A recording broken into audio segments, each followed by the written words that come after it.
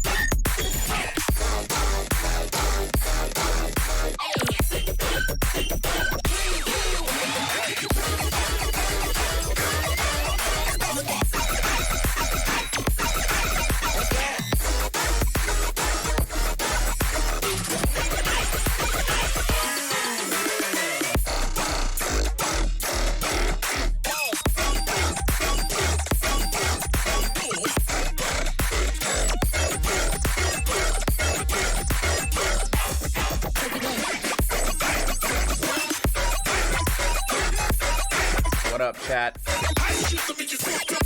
Energy.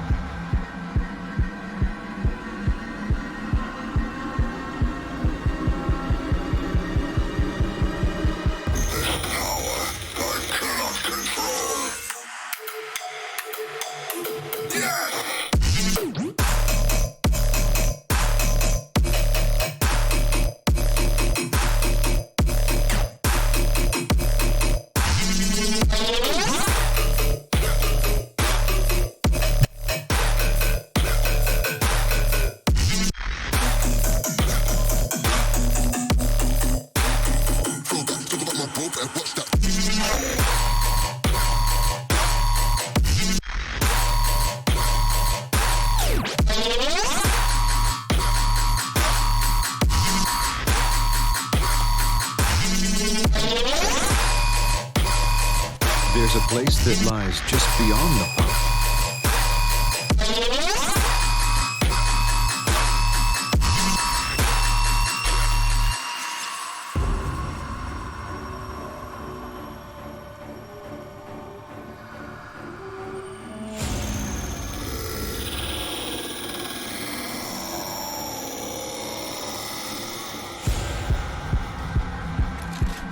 So yeah, go here.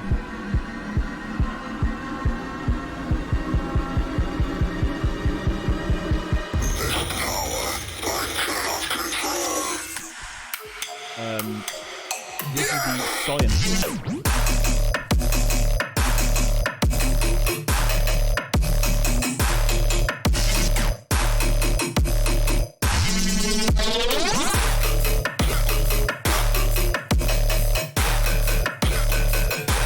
Almost time.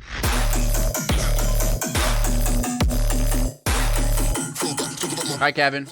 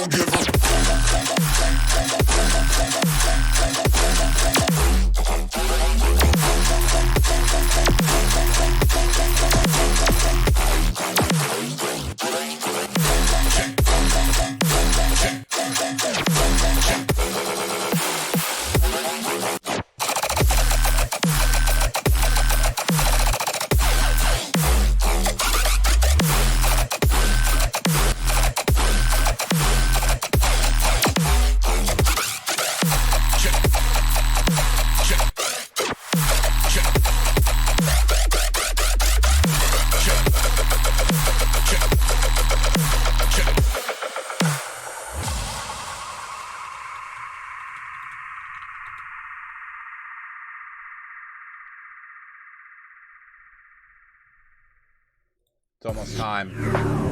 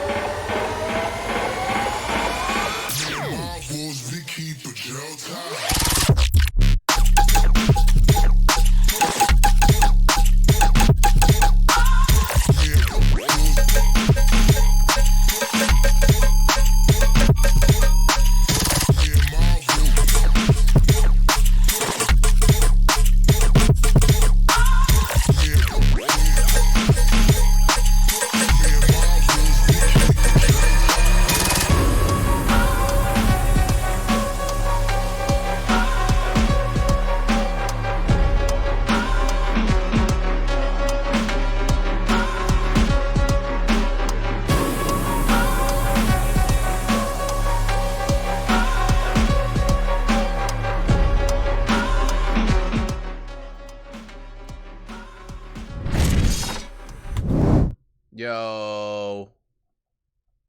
What up? Oh, my phone went off. Said it's time for the mans to pull up. What's good, everybody? How's everybody doing? So you know the drill. The homie Jiqui is here. Producer's Corner. If you guys don't know about the Producer's Corner, I see a lot of people asking, what is the Producer's Corner? The Producer's Corner is like a video podcast thing that I do. We've had AU5, Phase 1, Hero Bust, Squanto, Tynan, Subdocta, and now we have the new boys in this bitch. So yeah, if you have questions, join the Discord and drop them in the Q&A corner in there.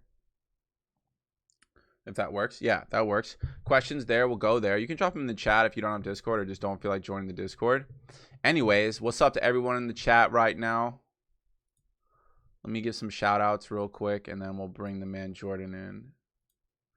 Shout out to Danny, Helios, Kevin, Laura, Jub, Dr. Brown, Young Salami, Pellet, Akudo, Charmy, Christian, Drew, everybody. Good to see everybody. New faces, old faces. I love you guys. Let's talk about dubstep.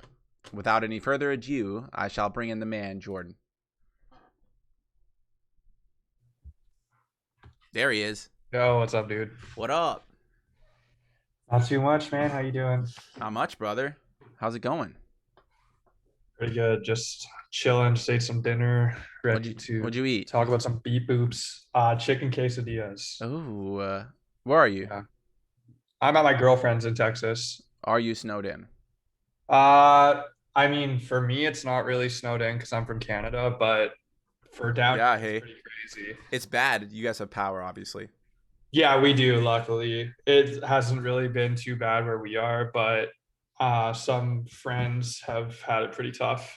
It's pretty crazy to see because like a lot of people are just like, oh, Texas gets 1 inch of snow and then people are freaking out, but it's like people just aren't equipped for it here, right? So Yeah. like Well, it's same thing for where I'm at, dude. yeah, so Tennessee, it's people shit the bed. They don't know what to do. yeah, They shut Yeah, down I mean- Tennessee more in the past day than they did for all COVID. yeah, it's pretty crazy, dude. It's like even like because we had to go to the store this morning and like none of the traffic lights were working. So you could drive. Yeah, well, like I'm like not bad at driving in the snow because I do it like fairly often. Like Where in Canada are you from? Vancouver. Van City. Yeah, I'm actually like from this town 3 hours north of Vancouver called Kamloops. I just say Vancouver because nobody knows what Kamloops is, so it's just easier for me to say Vancouver. Right. Kamloops. It sounds a lot cooler than Van City. Yeah, it's pretty nice. It's like a desert kind of, but Oh, Subsect is from Castlegar. I've been to Castlegar. that's like by Shambhala. That is the airport that you fly into. The only thing in Castlegar that I know of is the casino right next to the airport. That's all I've seen. Yeah, I've never been out that way, but Have you never been to Shams? no. Well, like I want to go, but I haven't been yet. Heard only good things about it. That's a life changer, dude. Yeah, that's what I've heard. It really is.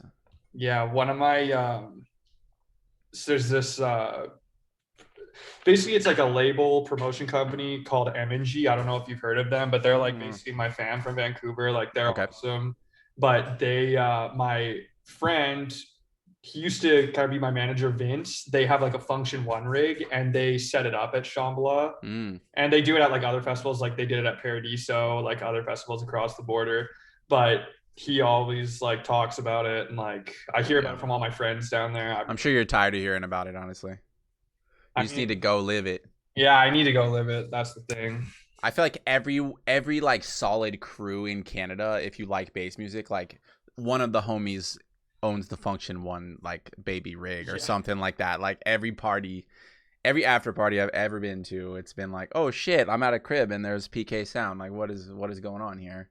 Yeah, super clean. Sound culture is just a different thing for bass music in Canada. It's beautiful. Yeah, but yeah, one day when it goes back to normal. When I like that. I like when.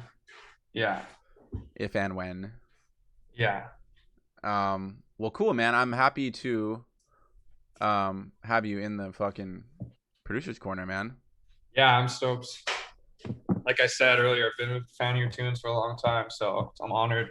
Dope. I appreciate that. Although, however, tonight is not about me. Besides me, just stoked to learn some new shit. People don't know that that's secretly why I started the producer's corner myself, because I'm a production fiend. Yeah. And I'm using my platform to learn. Yeah, dude. Well, that's the beauty of production. You can literally never stop learning stuff. True, for sure. Well, great. So let's start with a little intro. Why don't we first knock out the question of all questions, which is how to pronounce your artist name? Okay, I love this question. It's a very simple answer. People need to know. Yeah, it's Jiqui. I've heard Jiqui. There's so many different ones, but it's Jiqui. Jiqui. We're setting the record straight right now. Right now. It's not Jiqui. It's not Jiqui. It's Jiqui. Get it straight. It's on the record. Clip it. Read the VOD. Jiqui.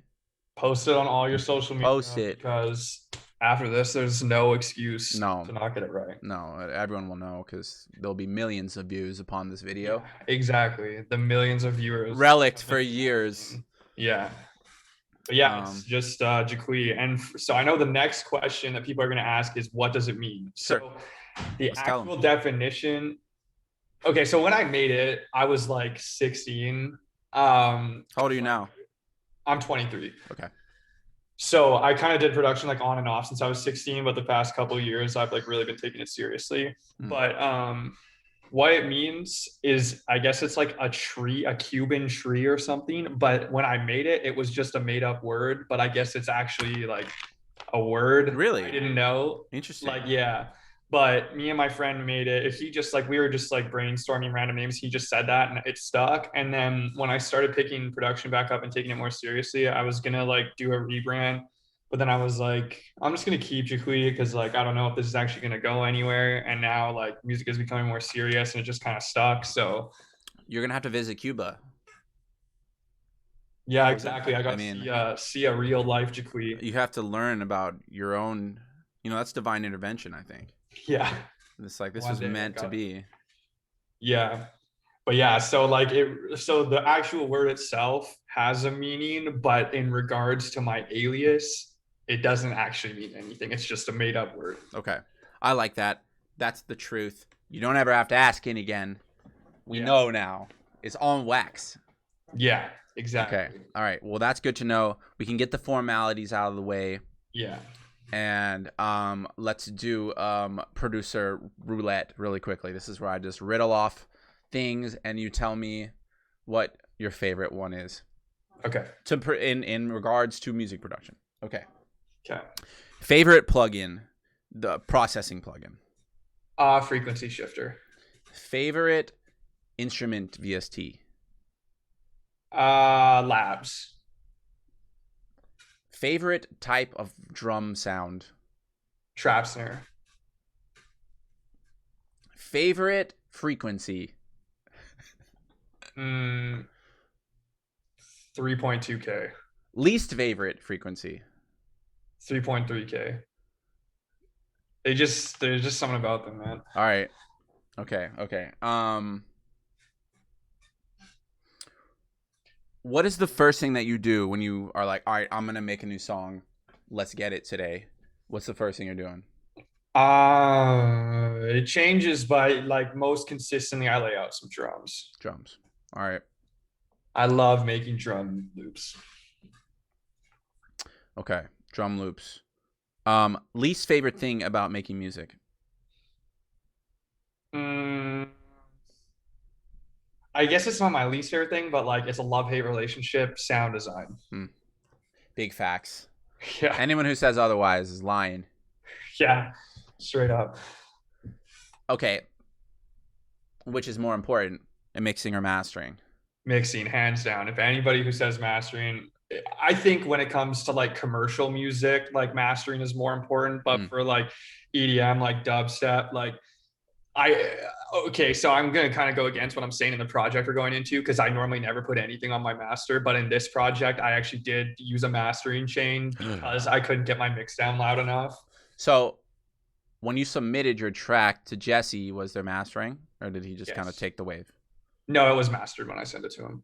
No, I'm saying, so like, did he master, or you just gave it to him and it was done? It was done, yeah. Okay. He Did had the you completed file. Right, exactly. Because that's not always the case. Like, Mhm. with Underdog, sometimes people are like, this is my pre-master, let's get it mastered. That's kind of, I feel like, the more traditional approach. I'm not gonna lie. Like, that's how it always was with me coming up for Firepower or Rotten or any label. It was like, all right, cool, let's get the -6 pre-masters. So you had to kind of take a different approach to that final step in mixing. You're like, all right, cool, great, now I have to take off my soft clipper or whatever it may be. But I feel like now it's not as much. You just give me the 4416. Yeah. So like when yeah, like I'm always switching up what I'm doing like with my process, but like for like my EP on Black Label, Uh-huh. only one of the tracks anything on the master, which was my collab with Guillotine. Because that one Anything. was just a little bit quieter. Like nothing. I didn't even put a soft clipper on them or anything. But you must be soft clipping upon the groups. Yeah, yeah, on the groups. So like not really anything on the master bus itself. Right, but technically that's mastering. I guess technically it is mastering. Yeah. Right. Because a lot of people are like, oh yeah, I don't put shit on my master, but they're like, okay, well your mix is really loud and it's not clipping, or maybe it is, whatever. I But do clip a lot. I'm not like an audio engineer by any means. Like I don't know like super like technical down to like the like every little thing. I just like really just I trust like what my ears to what sounds good, and I just like kind of just do whatever I feel like I should do, I guess. what would you say to somebody who would be like, which is something I come across all the time, like, because I'm like, yo, I use my ears, but a lot in the beginning, your ears suck and you don't know what you're Yeah. listening for. How do you get good ears? I guess like so something that I because I do a lot of like mentoring for people, and one thing I always suggest is something that I did a lot is just listening to a shit ton of music by artists that you respect, artists that you like, and like really analyzing it, like not just listening like, oh, this is a dope song. It's like literally listening to it and like breaking it down like as it's happening in your head, and like just trying to like piece together the elements of the track Mm-hmm. like yourself, and then kind of like trying to apply that to your own music, like kind of just like, and I feel like when you do that enough you just kind of subconsciously will start to like apply those things. I don't know if that makes any sense. It does. But It does. yeah, It does so make again, sense. like getting in habits, right? Yeah, and I think I have this conversation with my label partner Nick about this all the time, because there's a lot of questions about music production that involve like a Jedi answer. You're like, you just kind of know how to do it. It's almost like a superpower. But like learning how to develop those powers it's hard to explain, kind of, and I think consciously listening to music is a really good start. Being like, yo, I'm not just listening. It's like, how do you think Quentin Tarantino watches movies? It's not a bystander. It's active. I always say active listening. You're not just kind of sitting and you're stoned or whatever. You're like, I'm listening for the next 30 seconds to the qualities of the snare drum and what I like about it and what I don't like, or like, listening to your favorite things. I think that's definitely the fast track to just being able to like sit and zen and mix. Yeah, which is experience. It's hard. Yeah. And the other thing too, obviously, is like learning like about like different like effects, like what different effects are doing, like how they're going to affect your track and whatnot. And like, but I just think personally for me, like I always find that like whenever I'm in a like block or like a rut, anytime I like listen to a mix or something, like when I'm at the gym, like I'm always so inspired afterwards, especially if it's like a good mix. Like for example, like the new Phase One mix that just came out. I was like kind of in a bit of a rut before that. I listened to that mix and then I just banged out a track right after because I was just inspired by like listening to like all this new music, right? So I think that's like, I think like obviously that's not the only thing you can do to get out of a block, but I've noticed for me personally, like I can always like write more when I'm actively listening to new music and finding new music. I agree. I think listening to mixes is like free inspo. Yeah, literally. Like the new Phase One mix, if you haven't heard it yet, like I'd suggest listening to it. There's some crazy shit in that mix. Yeah. Anybody who's watching right now too, if you haven't heard it, like you should really listen to it. Yeah. So I had Phase One in the producer's corner like 2 months ago. Half of what we talked about were his DJ sets, because that's all. Yeah. You know, I played with Phase One like 3 years ago at Lost Lands or something like that, and keeping up with him on the decks was like. Yeah, after that I was like, man, I need to step my shit up. I'm more of like a play my own song all the way through type of DJ, and he's like, I'm gonna play 3 unreleased versions of my own songs that no one has heard, all triple drop. And you're like, fuck. Yeah, I need to step my shit up. And hey, there's time for both of those styles of DJing too. So like, but I agree. Yeah, no, he's like he's got to be one of my favorite artists. Like he's just insane. And anytime I listen to his mix, I get inspired. Yeah, you should definitely check out the Phase One Producers Corner. He just goes like and like makes a really sick growl. It's really dope. Yeah, I watched a little bit of it. It's pretty cool. We actually do have a collab too. Oh, hyped on. Oh, hear that, chat? Review at some point. Hear that, chat? You get exclusives in the producer corner. All right. Well, sweet. So, for those of you in the chat that didn't see the tweets or posts or whatever, tonight we're going over one of Jiqui's new releases that came out on Cyclops Recording. It was part of the initial release. Can you talk a little bit about how that process went for you? I think people are with the label. Mm-hmm. So Jesse has been supporting my music for a while now, and he just hit me up and was like, hey, I'm starting a label. Like, do you have anything you'd want to send through? So I sent him like 3 or 4 demos, and the one that we decided on was originally going to be on an EP, but then I took it off the EP and we decided to put it on Cyclops. And like, basically like that was how it went. And then like there was obviously like a label manager and stuff that reached out and like coordinated the release, but sure. I know he reached out, like he handpicked everything. Nice. Yeah. Sweet. Little inside intel. That's good, man. You'd like to see it, man. Yeah. Our Lord and Savior, Jesse. Yeah. I was so hyped when he hit me up, because he's like also another one of my favorite artist. So he hit me up and I was super hyped. It was like kind of hard to keep it a secret, but sure, it was I think everyone did a good job.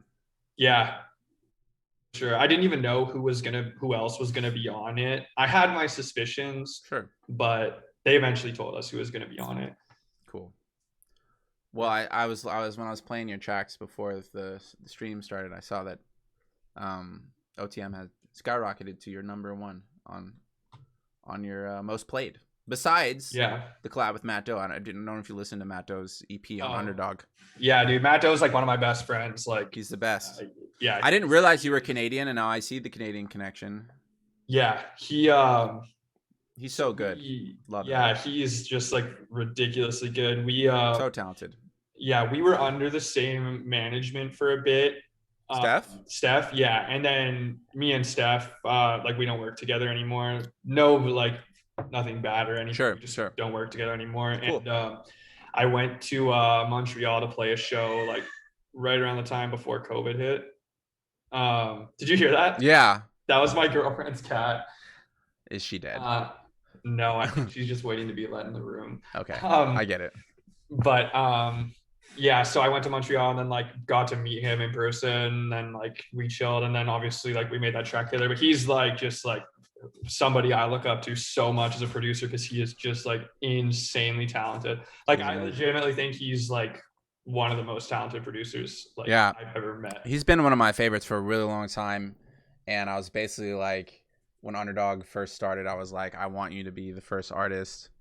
And me and him hung out in, it was Quebec, somewhere in Quebec. I played a show with Dr. Ozzy, and we locked it up, and it was interesting going back and forth between FL Studio. It's a bit of a bitch. Yeah, I hated it. I was gonna ask you about your collab with him, and the by-DAW relationship is frustrating and worth it. I think. I mean, I think it yields completely different results than an Ableton on Ableton connection would. Yeah, I mean, me personally, I like stems. Like, even if I'm working Okay. with somebody who works in Ableton, like sometimes I'll get them to send me stems. The only person who I usually like work with a project is Cyclops, because we work together a lot and like we have similar I think workflow. Cyclops is in the chat. Oh yeah, if he's in there, yeah, he's like another one of my best friends. We've worked together so many times, but we have really similar workflows. So like when we collab, like we actually our last collab that we just finished, we had to use stems because there was just too much shit going on. And I just wanted to use stems. Yeah. And it's also, that's another thing too with Ableton is like the project. Sending a project back and forth in Ableton can sometimes be like way harder than it needs to be. And anyone who uses Ableton like knows that. Well, for me anyways, at least. Yeah.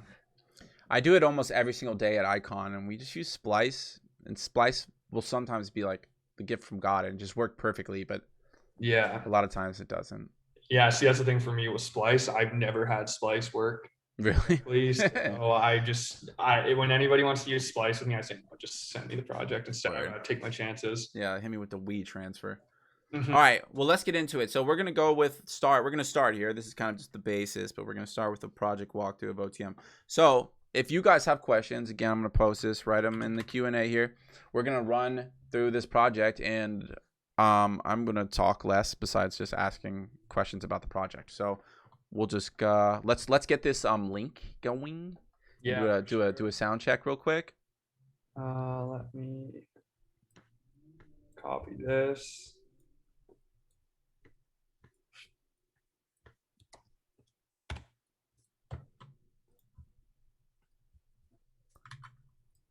Make sure to start that stream. Yeah.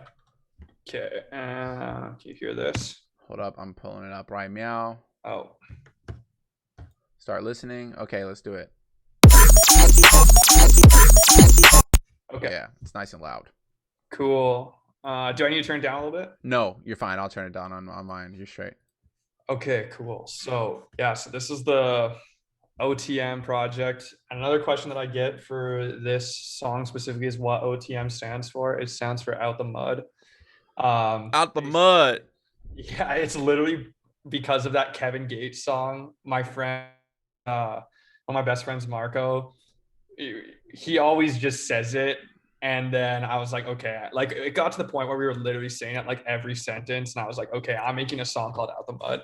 And then that's literally how the name for this track became. Okay. Yeah. But this actually was an idea I had in my head for a really long time. And then I finally was able to get it out.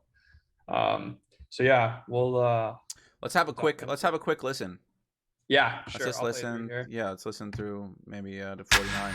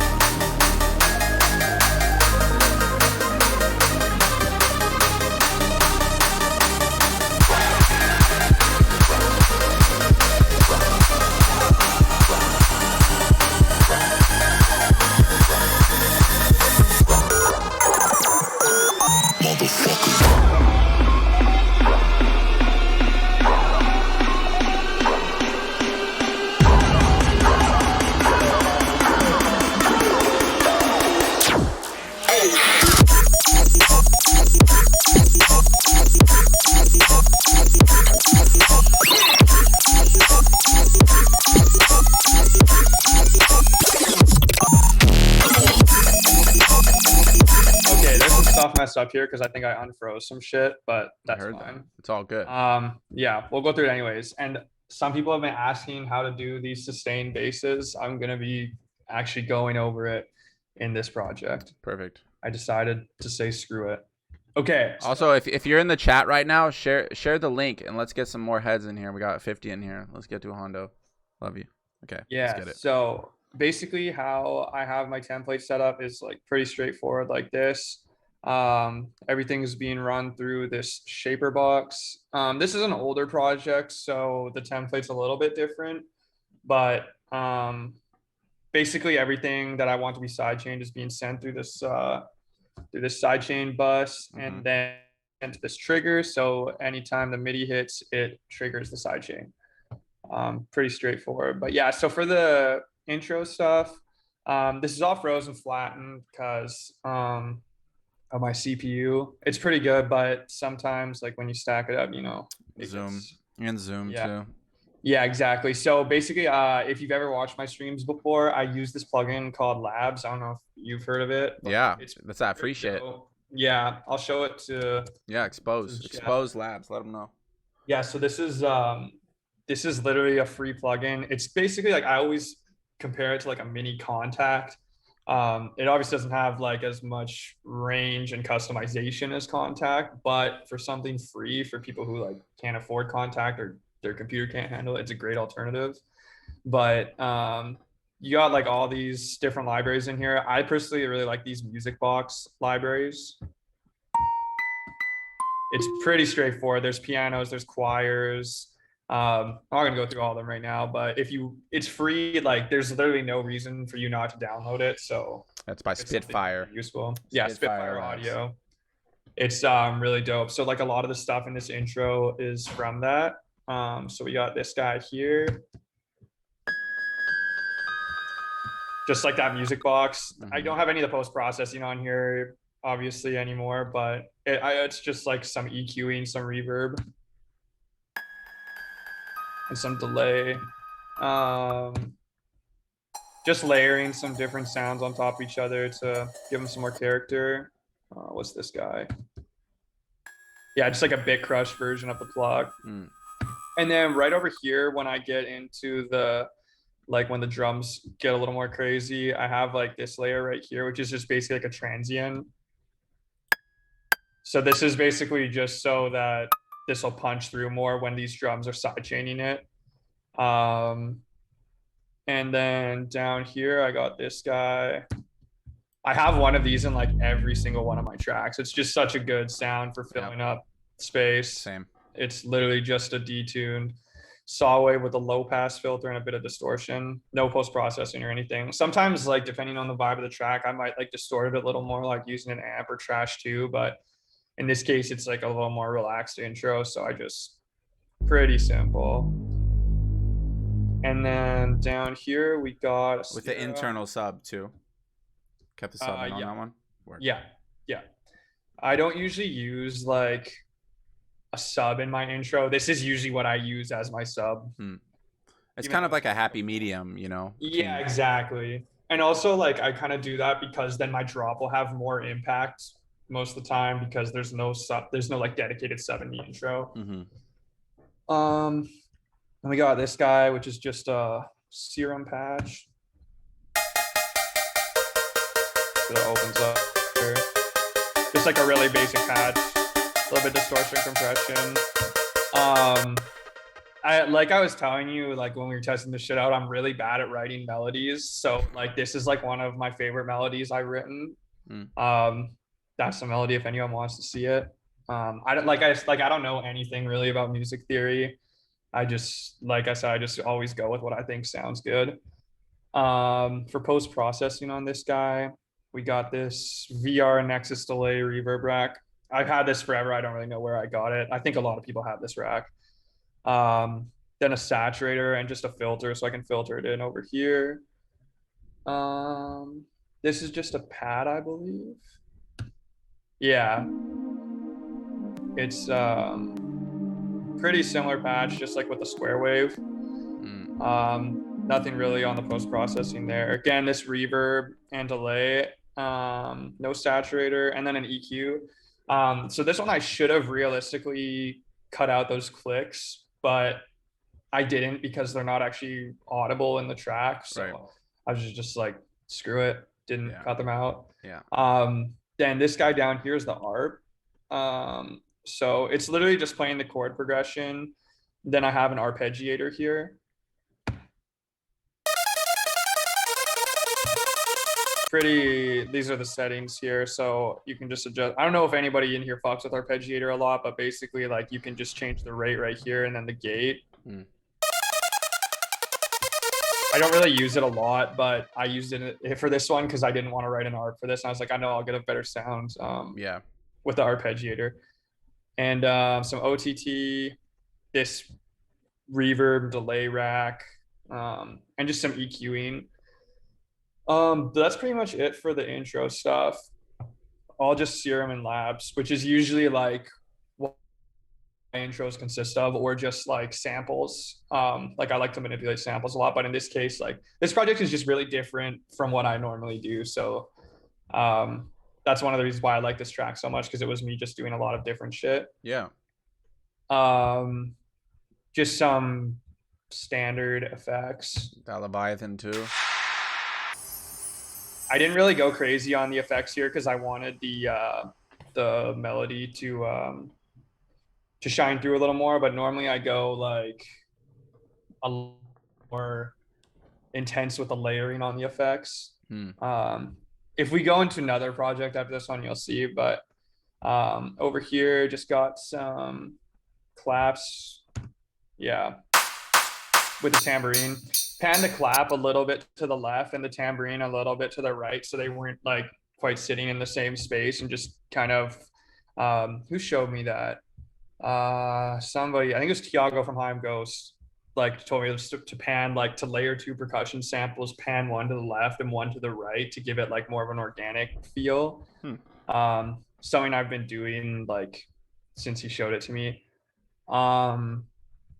But yeah, as we progress through here, the only thing is I'm really just at like Jersey kick here. These Cashmere Trap top kicks, I use those so much. They're just really solid kicks. Interesting. It's the goatest. It's the most goatest of all sample packs. Yeah, it literally is. Like, it's just, I don't think there's any tracks that I have where I don't use this sample pack. 100%. And I don't really care what people say, because I know people like say like, oh, it's like cringy to use like Cashmere virtual ride samples or whatever. Like I was saying to you before, like I just hate when people rag on people for using samples. It's like, dude, like what am I going to do with this sample pack? Like I just spent $60 on the sample pack. Like, am I not supposed to use it? Like, right. And just so you can tell like the nose up producers, like, I made every sound in this. Like, yeah. It's like there's a difference between like literally dragging a virtual riot bass loop as your drop, then sprinkling in some samples here and there tastefully. And when it's done tastefully, like there's literally no reason to get butthurt about it. If you get butthurt over it, then you need I didn't realize people got butthurt about that shit. Oh, I see people like, I guess like I see people get butthurt about it from time to time. Like I just see that and I'm like, you're really that miserable? Like, come on. And like who is that talking shit? I mean, do you know who they are? Unlikely. It's like those concerned about the wrong things. Yeah, exactly. It's like I'm the person writing this track, so whatever that means, like if that means me using a ton of virtual ride samples, then I'm going to use a ton of virtual ride samples. I don't give a fuck. Right. So like anyone who's like scared to use samples or like doesn't want to use them, like that's a really bad mindset, I think, and it'll hold you back creatively, because like you'd be surprised, well, like not you, but like people would be surprised like how many big producers like use samples like straight up. 100. And yeah, so that's I always have this rant about samples, but it's a rant that needs to be had. Because, I agree. Necessary rant. It's not even a rant. It's just all facts. No printer. Yeah, it's literally facts. Facts. Yeah, so down in the mids here, look, and we're going to get to a sample right now. So I used a sample from the Samplifier Murda pack, which is like, for if you produce dubstep, it's like an unreal pack, like so many good basses, just everything in that pack is so good. So this sound right here, I use it throughout the drop. We'll get to it when I get to the drop too. So this is just kind of being washed out throughout the Jersey break, just so you can hear it in context. Yeah.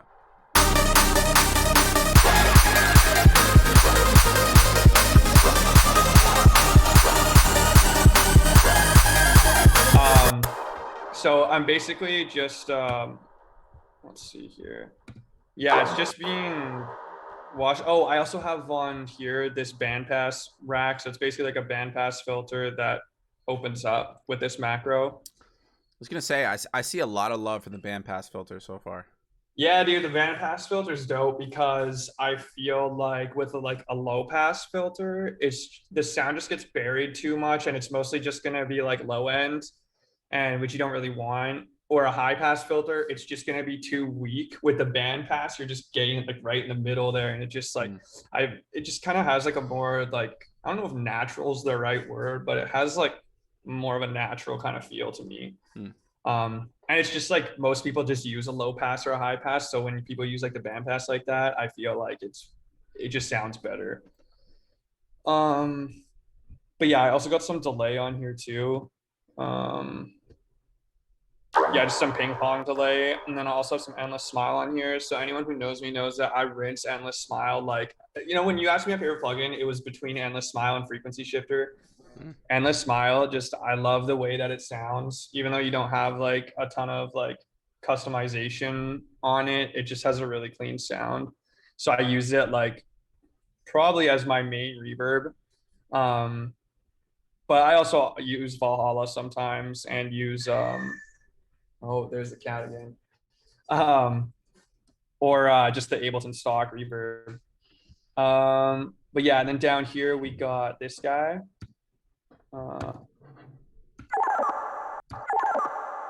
I know this is like the sound that everyone's gonna want to know how to make, so we'll like go into the actual match on this when we go into the drop. We'll wait to the drop. But yeah, it's pretty like the intro is really straightforward. I feel like maybe I spent a little bit too much time on it. No, not at all. Important. Okay, so just random question here. Yes. Where did you start with this track? Intro. I wrote the melody first. Okay. So Khan wants to know where you got your Ableton skin from. Off of the website where all the Ableton skins are. Yeah. If you just search Ableton skins, it'll be like the first one. I got a bunch in here. Yeah. I switched it before this thing because oh shit, trying to flex. Yeah, I had to re-download Ableton because I was having issues with a collab project, so I had to re-download it and re-update it, and I deleted all my skins, so I had to get a new one. But yeah, I don't know why this sound fucked up after I unfroze it, but it doesn't really matter. The principle is still going to be the same, but we're still going to wait actually until the drop to go through it. Make them wait. Yeah, everyone can wait. Yeah, so the build-up's really simple. I just wanted to keep something kind of emptier. The build-up I was kind of thinking of that I was referencing this was the build-up in Hive Bounce. Just like really simple. How important is got this snare here, so I have this echo on it, just to give it like a little bit more character without the echo.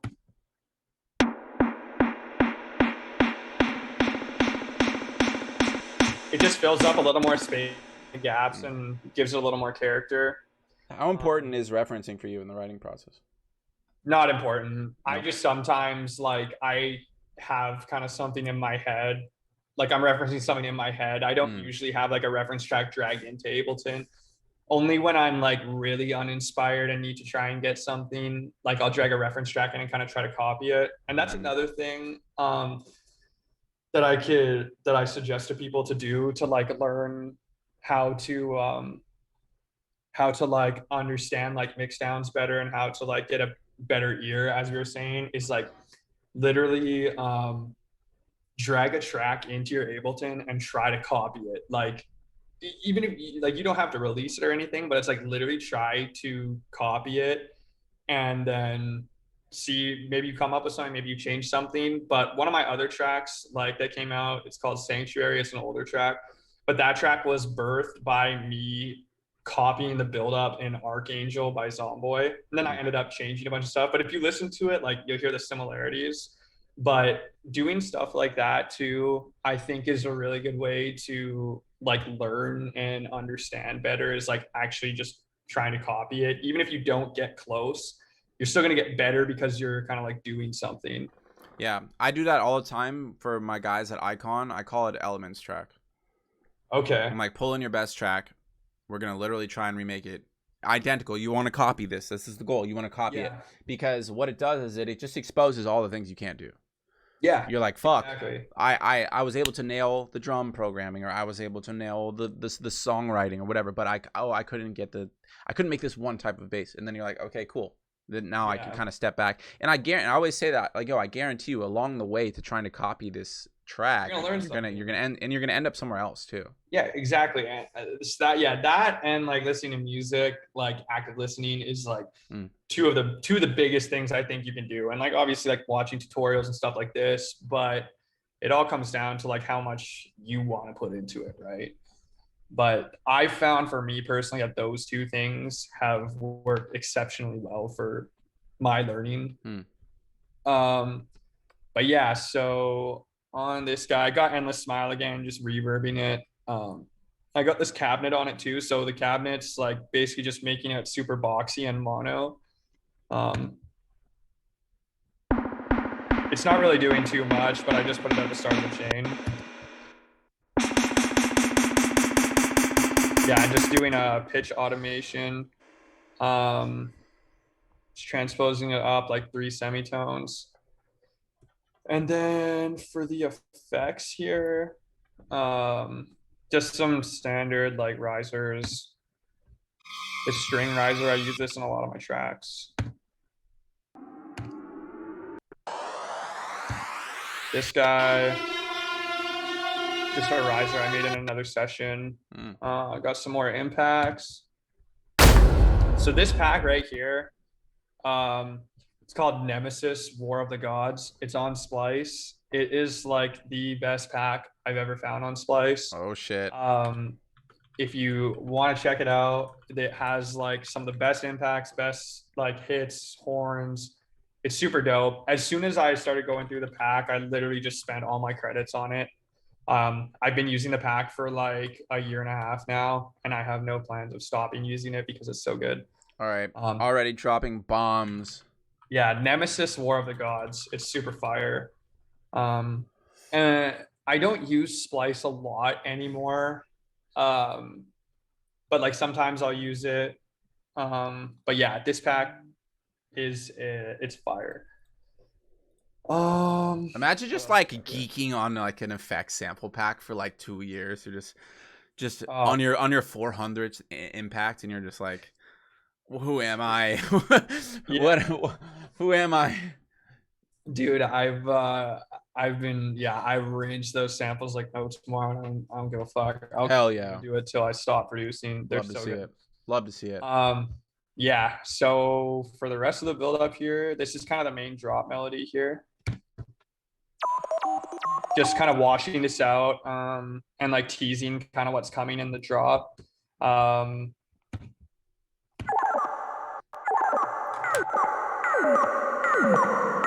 just frequency shifting this down as the buildup is continuing and kind of washing shit out a little more. I just don't really want to touch on these noises too much because we're going to talk about them in the drop. Yeah. But like this is basically just everything that's in the buildup. So just for reference for you guys to hear everything in context.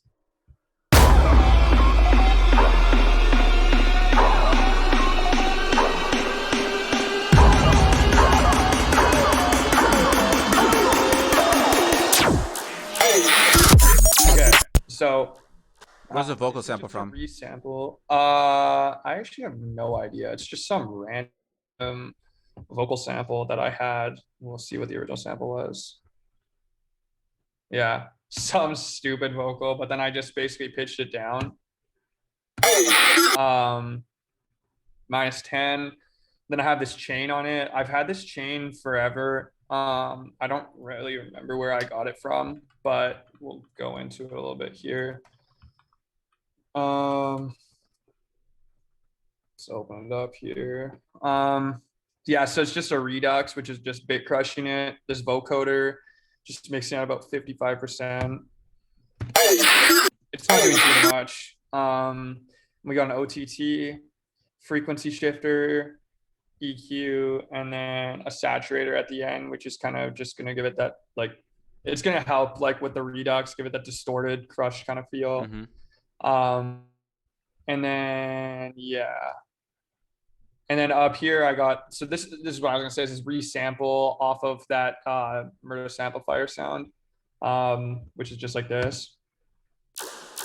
It's just a ping pong delay resample. But yeah, for the post processing, it's just got an EQ on it, and then this utility on it, which I just push the width on it. I don't normally like to touch this in this direction on the utility. I'd rather use like Ozone 8 Imager or wider by Infected Mushroom. But in this case, I just push the width on this a little bit. I don't really know why. It just sounded good how it was. So for the drop elements, actually, no, we're going to go through the drums first. It's a really standard kick snare pattern. This clap is from Killfeed. He has like a really good drum sample pack that I bought off him. That I really like that clap. This kick is from that Murder Samplifier pack. I use this kick a lot. It's like pretty perfect already, so I don't really touch it much. So for the processing on this clap, I have the Kilohertz Transient Shaper, which is my subscription about to expire. But Kilohertz Transient Shaper for getting your drums to punch through the mix is just goated. It's like God tier for. I also use this a lot on basses too, like for those like plucky donkey basses. Like this is really good for getting those transients to just smack through the mix.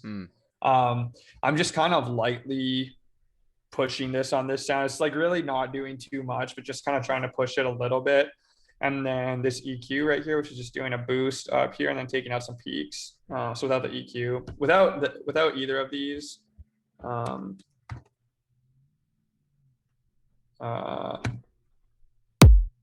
let me solo this. And then with, it's not really anything too crazy. But yeah, these samples are already really good. So that's another thing I was going to talk about is sample selection. Like you don't have to be doing like a ton of like crazy like processing on your drums. Like, I mean, you can, there's obviously nothing wrong with that. But if you're picking good samples, it should just be like maybe a little bit of saturation, an EQ, maybe a transient shaper. Because if you're picking good samples, then they're already going to be sounding good.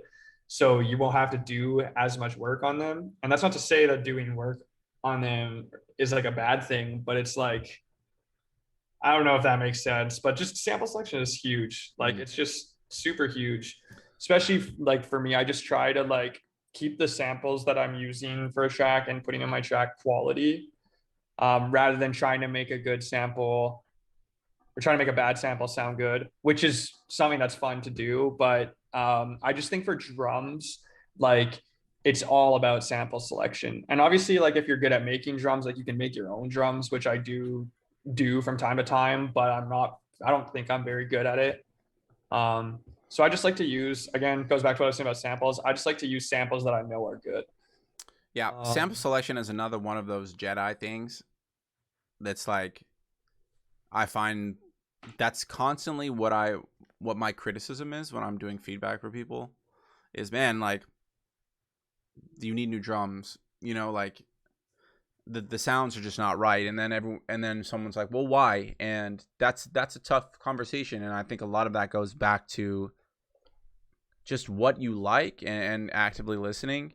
I mean, it's hard. I mean, it really is just like, for me, at least specifically, like 12 years of listening to dubstep. Yeah. You know, and it's like, it's just in me. And like you reach into this like subconscious bucket of what you think just sounds right. And then I realized that like when I'm explaining that and teaching that's not enough. So I've tried to find ways of better describing the things that I like. And I find myself describing sounds with color as well as shapes. Like being like, oh man, this kick, it needs to be more round, or like it's boxy, or like, you know, you find these new words to describe it when in reality it's tough. I think that's the hardest thing about music production is sound selection. It really is. Like, and then people are, in the beginning, you're like, well, why? What? I don't get it. Like, I thought this was right. Yeah. And it just, and it is not, you know, it's tough. Yeah. it's just like it's like with anything, like any like sports and shit or anything, it's like you have to just like put the time in, you got to practice, and like you got to get better. Yeah. And like that's the bottom line, is like you're not going to be able to just instantly go like, oh, this sample, this sample, this sample, boom. Which once you get good enough, like then you can just do that. But you gotta like, again, goes back to us about studying music. You gotta be learning and studying shit to like know what sounds good. But the other thing that you can do is, so if you use the search shortcut in Ableton a lot, so if I go like this and I hit kick, this thing right here, this rank, if you don't have this turned on, all you have to do is right click and you can set it to rank, date, modified, size, type. I have it set to rank. So when I type in kick, Ableton starts to like recognize which samples you're using a lot, and it starts to rank them. So like this kick is like, this trap top kick is like my most used sample on this computer. So like if I go through all these are all like the kicks that I like to use. So one, it starts to like, it helps you like keep going back to samples that you know are good and you're going to be using a lot. And two, you start to kind of like learn your sample library a little bit better, which is another huge thing for like workflow and like getting from point A to point B in the least amount of time possible, which is another thing that I'm super huge on, is like, not like obviously going to like through my entire track, but like I like to work efficiently. I don't like to sit there, spend 25 minutes looking for one sample. I'm like, let me get the sample, let me load it in. Sure. So yeah, date modified is another one that I use too. Like if I'm like doing sound design, I might use date modified and get like some recent clips that Ableton has recorded. But yeah, if you right click and turn on the rank, I tell like everyone to do this, because then you just start to like, it saves you time from looking for samples. And then if you just drag it down, like it'll go to the samples that you've like, right. Rank, searching by rank can lead to neglect, but it can. You know, which is, you just have to be self-aware. Exactly. You have to like, you have to have a bit of discipline. It's like, all right, do I want to go for top trap top kick 03, or right, a new one? Exactly. But yeah, you gotta be disciplined.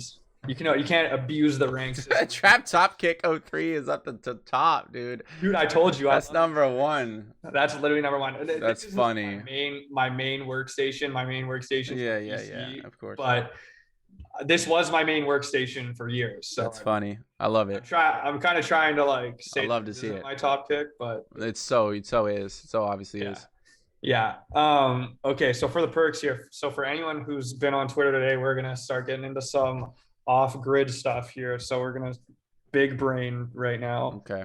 Not actually gonna big brain, but like. Well, yeah. Well, you're gonna have to explain to the boomers what off-grid dubstep is.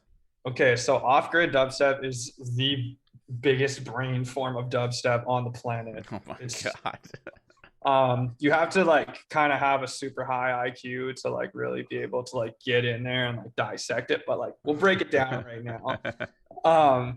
So if we listen to the hat pattern on my percussion group, before I touch on this, I like to use like a mid-side EQ on my hats and just push the sides a little bit to get them to punch through the mix a little more. I don't always do this, but in this case I did. So for people who want to hear this with and without, I'll A/B it.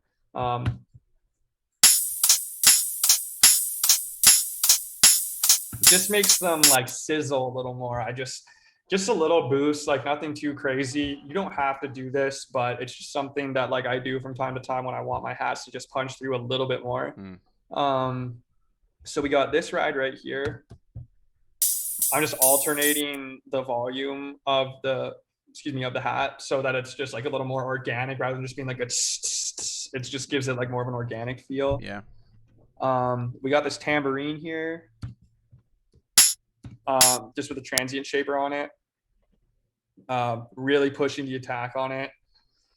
And okay, so this is where the off-grid stuff starts. So basically you can see right here that there's this little space from where the grid is and to where this hat's actually hitting. How you do that, so this is where shit gets like really complicated. I don't want to overcomplicate things too much. But if you hold Alt or you hold Command and then you drag the note, it actually dequantizes the grid so you can post it or put the note wherever you want. So I know this is like kind of hard to like understand, but it's pretty simple. But all jokes aside, like the reason for doing this is to give stuff more of like a natural swing. Like we could put this grid on like triplet mode and like make the pattern a triplet pattern, but I find that when you're not using the grid, you have just a lot more control over like where exactly you want the note to be. So like if I play this, you'll hear how this, so you'll hear like this is like slightly swung off the rest of the rhythm.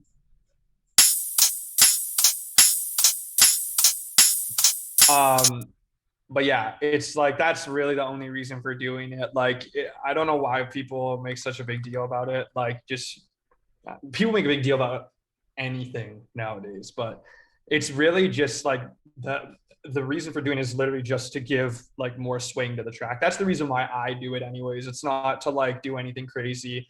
You'll see too, like, and another reason for doing that, you'll see when we get into like the basses, it's because if you're using sounds that rely on transients to like have all their power, so for like anything that's kind of like plucky or whatever, if you're moving it off the grid slightly, it's not competing or getting squashed with the transient of your drum hits either. So like if I'm using like a plucky sound, like let's just say this is a bass or something and I drag it in, I might just drag it like right here or like maybe right here, so that this is basically giving more room for my kick transient to hit, and then I'm still going to get the transient from the actual sound, if that makes sense. I try to make that make as much sense as I could, but it's basically like less competing with the drums. But you'll see we're going to get into some more off-grid stuff down here in the vocals. So I have vocals hitting on every drum hit, and I also have like an offbeat chant as well. So I'll play these.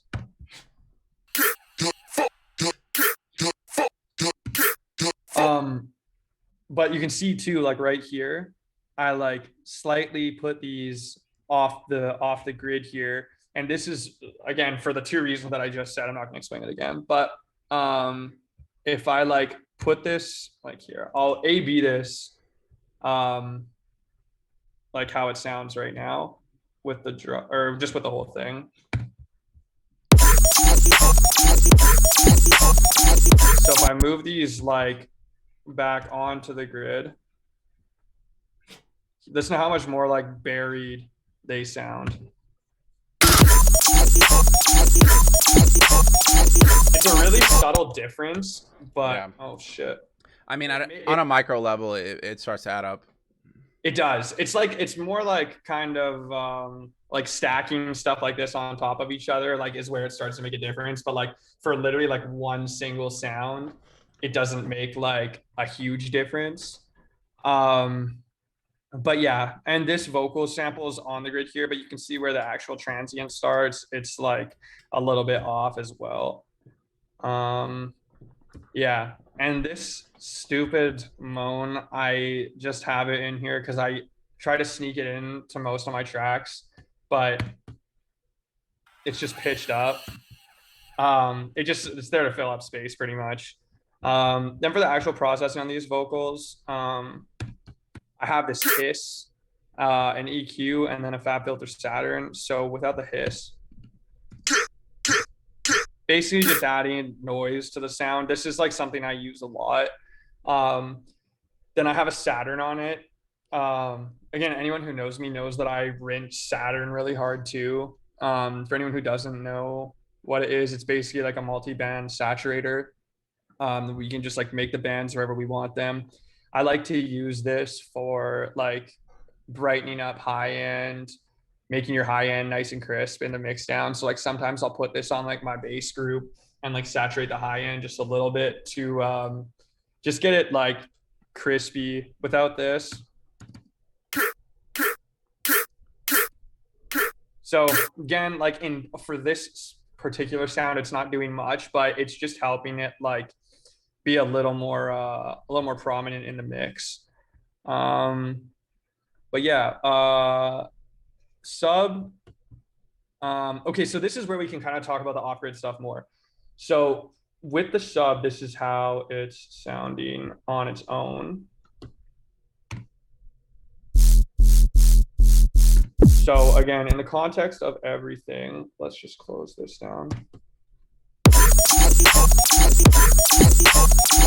So let's move all this stuff onto the grid. And this is where you'll notice more of a difference. So if we're just gonna let this sub play like quarter notes, sorry, I'm slow. I'm on my trackpad. I'm not normally used to it. But just in comparison, listen to like this bar versus this bar.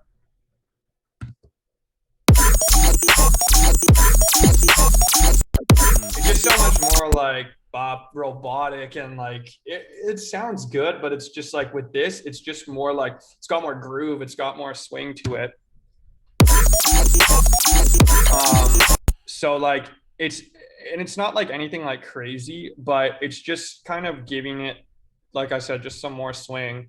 And it's just like something that I do like in a lot of my tracks. So people just make such a big deal about this. I don't know why. It's like it's really not a big deal, but it kind of is at the same time. I don't know. It's just like I just like to have like nice swing, and like you can achieve that by like doing this. For the actual sub, I just use the hip hop sub from Ableton for this one.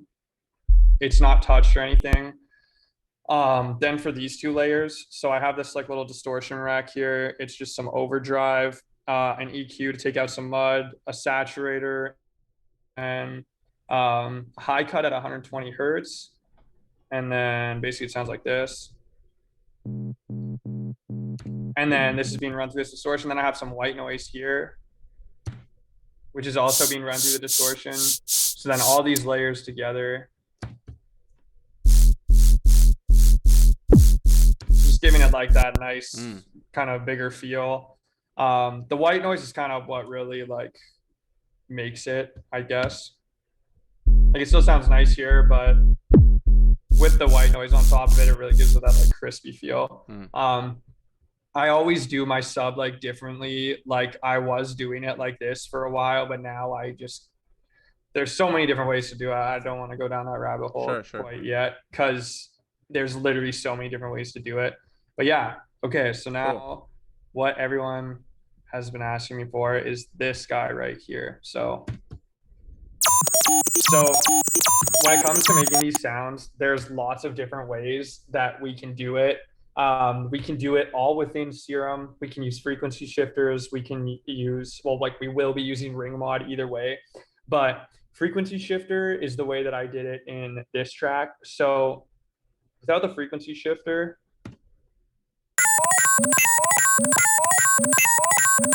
so it still sounds like it's got that like sound, like the bleepy bloopy sound, but the frequency shifter is like basically how we're controlling it is with the frequency, and we're basically just doing random automation with it to give it like the timbre. Let me just turn off all the shit that we don't need here. Post-processing is a little messy on this because I went through a lot of different things.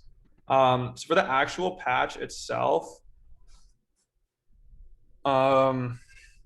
basically I make an LFO like this, put it on the octave of a sine wave, which I put down to -4, and then I have the sync on. And then we have a down sample and a ring mod. So this is also on the cutoff of the ring mod. So if we move the cutoff, actually I'm going to duplicate this so we can mess around with it a little bit. But because normally I feel like tradition will tell you that modulating the cutoff on ring mod would not yield the greatest results. Yeah, so that's where we say fuck the traditions. Exactly. And we're gonna put the LFO on the ring mod. So if we move the cutoff,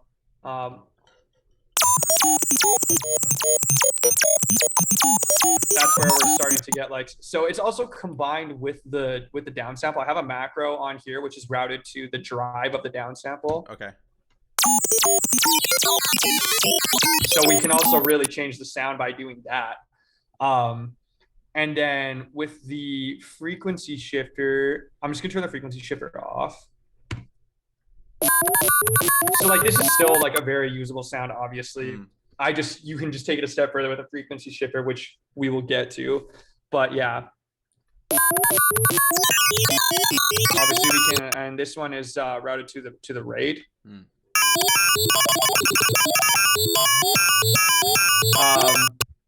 But yeah, that's about as much detail as I'm going to go into in that patch, but that's the basis of it. Fuck around with it because there's literally like hundreds and hundreds of applications with this. Like I've been like using this kind of sound for like I don't really know, like kind of I started using it in the summer, but it's just fun to mess around with this because there's, like I said, there's so many different applications to it. But yeah, so then if we actually go in here, so we have an OTT on here without the OTT.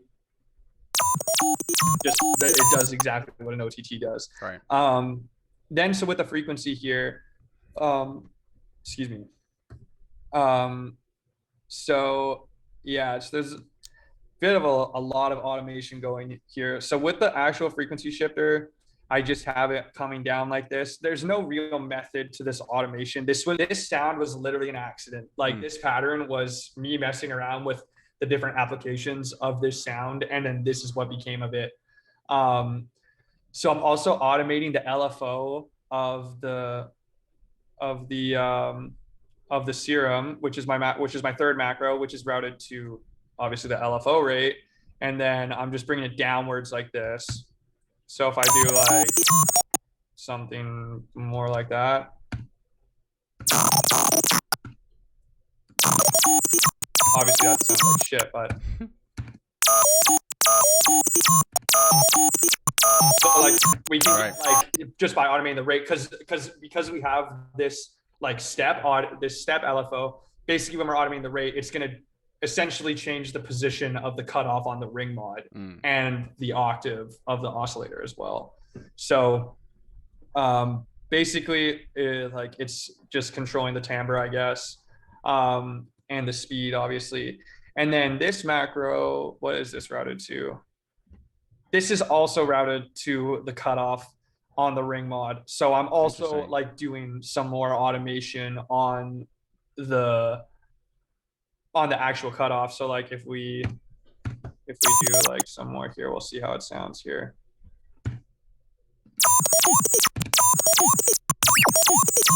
So like I'm not going to spend too much time on this because I think it should be clear like how many ways we can fuck with this. You can move on. I like that it's in mono. Yeah, it is in mono. So that's another thing I was going to touch on too is like I'm kind of going against what I'm saying in newer tracks, but generally my rule of thumb that I follow personally is when I do like a more kind of sustained sound like this, I would call this a sustained sound. I keep it mono and then I kind of build stuff around it. So if we go down to this sound, I think this sound is from an old collab that me and Cyclops have. I don't know if he's still in the chat. I had the chat on my phone, but it shut off. But I'm pretty sure this is like a sound from one of our old collabs. It might even be his. But either way, I took this and I like to just take like a little cut of a sound and then try to like make it into something. So if we turn all this shit off. Sorry, I'm super slow with this trackpad here. If we turn all of this off and then we turn it on. So I'm basically just like trying to like, I like to take like just like a little cut of a sound like this and then just like post process it and try and make it into something cool. So in this one, since the sound kind of was like weird at the start, there's just some weird stereo going on with it. I just made it mono.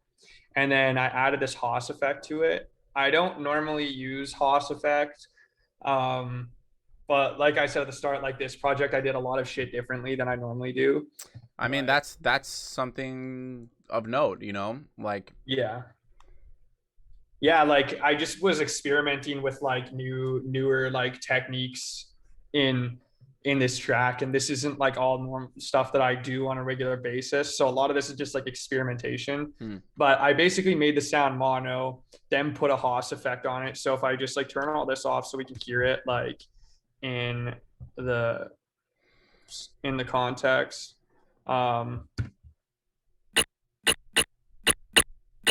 So just kind of doing that. We have another OTT on it. I'm just boosting the output on the OTT. And then we have 3 dispersers for the parameters. Again, for disperser, like there's no like set thing that I do every time I use a disperser. It's just like I just kind of throw it on and mess around with it until it sounds good. And then also stacking them, you can get some good results too. So I stack 3 of them here, and then obviously we're getting that. And then we have an EQ here, which is just taking out some shit. And then frequency shifter. So then we can add another frequency shifter too. This one's just disabled.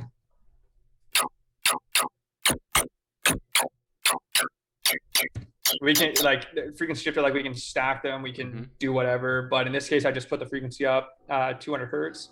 And then another EQ, which is just cutting all this out and then just taking these peaks away a little more. Yeah. But yeah, I don't really know where I was going with that, but yeah.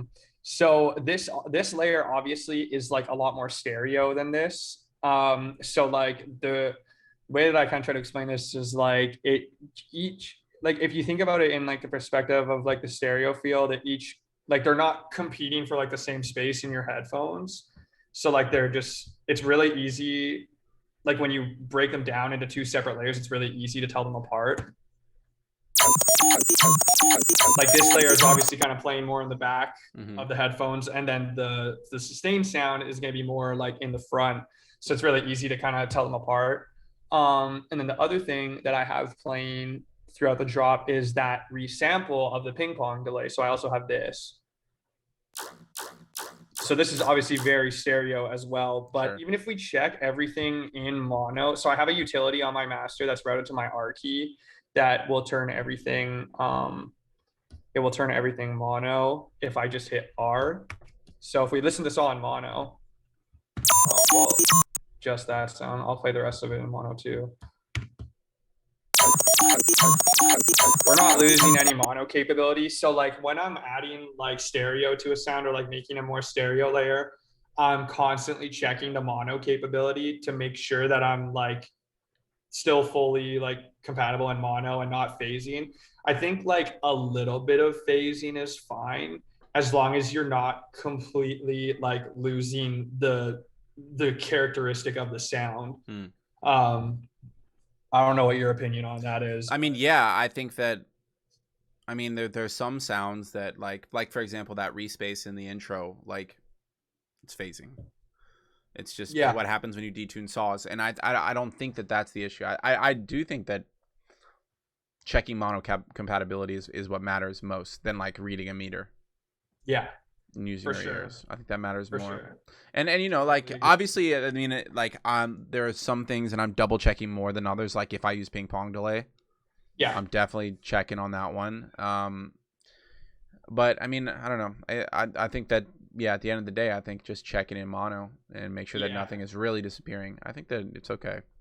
For sure, yeah, and that's what I was just say too is like because I know some people just don't give a fuck and like they'll just do whatever they want, and like which is like I'm not against that, but I think it's like important to like be mindful of like some of this stuff. Like usually, well, like I always tell people like who obviously don't really know, but like as you go like lower down the frequency spectrum, it's gonna like your sub and whatnot is pretty much gonna be mono the whole time. Like any like low end or like lower frequencies, like I try to keep mono, which again, like in this new track that I wrote, which is like one of my favorite tracks I've written, I actually left a little bit of width on the low end, but it's not losing any mono compatibility, and it's still hitting nice. So I just said, fuck it.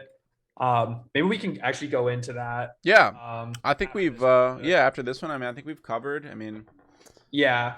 I mean, the basis of all this stuff, we kind of went through it. I don't know if anyone's asked any questions about it or anything. So like no one's asked questions in regard. Tracy wants to know what you eat for breakfast. Tracy, usually I eat eggs. That's like my go-to breakfast, or a bagel. Strong mentality. Pellet wants to know what you look for when filling empty space in the background of your drops.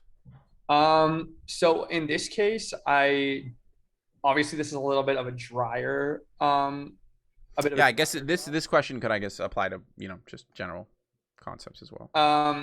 Yeah, so like I guess it's kind of, I don't know why it's not a tough question, but it just varies. Like I think I just like to use like very subtle noise to fill out the drop. Like I build my drop first, and then depending on what kind of drop I have or how well the drop is filled out, I'll kind of like go from there. Like I'll just maybe use like some white noise, or like these I have these little samples in my sample pack. These are like samples that I use fairly often. Oh, we can't hear those because of the listen to audition. Shit. Yeah. Okay, give me a sec here. Let me just drag all these in here. Like stuff like this. I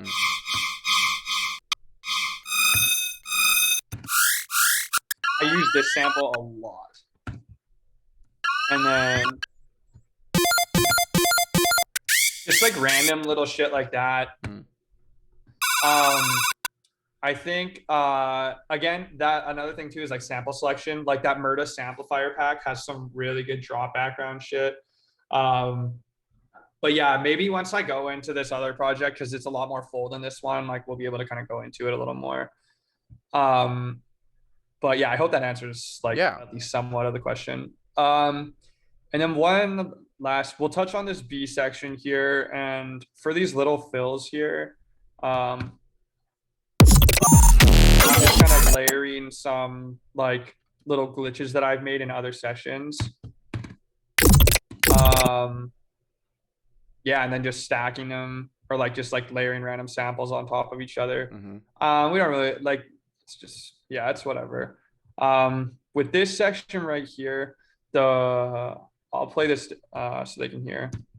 I actually think this is the one that was fucked up.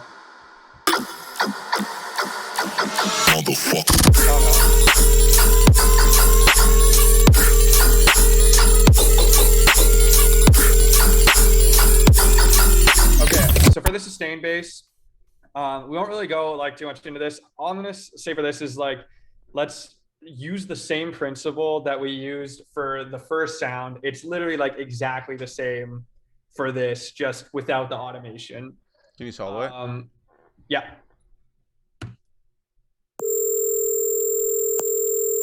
So it's literally the exact same thing, just with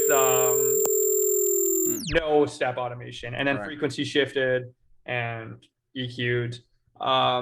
Lots of different applications for this as well. This is like the exact same way that I did it. It's literally the sustained bass from my track Shadow Dance.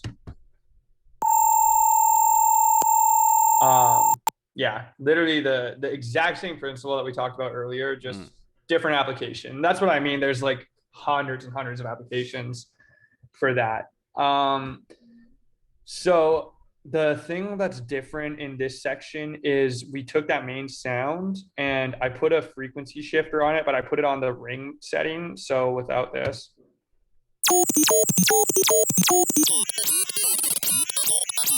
So this is like really making it stereo. It's like almost phasing. But like not really. I don't know. I just like left it like this because I'm happy with how that sounds. Yeah. But again, like just kind of stacking frequency shifters on top of each other and like trying different modes. And I also have a bit of the LFO here as well. which is what's also helping make that more stereo. And then down here on this sound again, I added an echo. So echo is something I use a lot. Without the echo,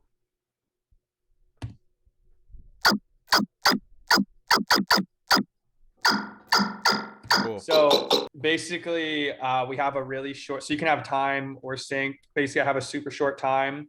The dope thing about echo is the feedback goes up to 150%. So like, this is gonna sound like dog shit, but you can like really get some cool shit by adjusting like this feedback and like automating it with other shit. But yeah, super short time. And then I just have the dry wet mix in at 30%. So it's just kind of, it's pretty much like a delay. It is a delay. But have you ever used the reverb on the echo? No, I haven't used the reverb on it's pretty the echo. dope. Let's see. Oh yeah, that's dope. It's cool. I can definitely see myself using that. You're welcome. Yeah, thank you. I'm kidding. Yeah. No, the reverb is really cool. It's really cool. It's like it's almost like a almost like a plate reverb, kind of like with the size down type of thing. Totally. Yeah, that's dope. I need to fuck around with that more because cool. I love shit like that. Yeah. It just sounds unique, you know. At this point, you're kind of just looking for stuff like that. It's like, oh. Yeah, exactly. Show me, let me get something new that I haven't heard. Totally. The other thing that that I use a lot that Cyclops was the one who showed me this, the compressed room reverb. It's basically just room reverb with a compressor. Mm-hmm. It's stock Ableton, so you should have it. But basically, I just adjust the room amount and the room size. Mm-hmm. Can you show the wet signal? Yes. So basically, all these macros are routed to what they say they're routed to. Mm-hmm. But basically, just super good for giving your sounds like an extra layer of depth. Making them fuller in your mix, especially for like these type of like donkey plucky sounds. This is like a go-to favorite.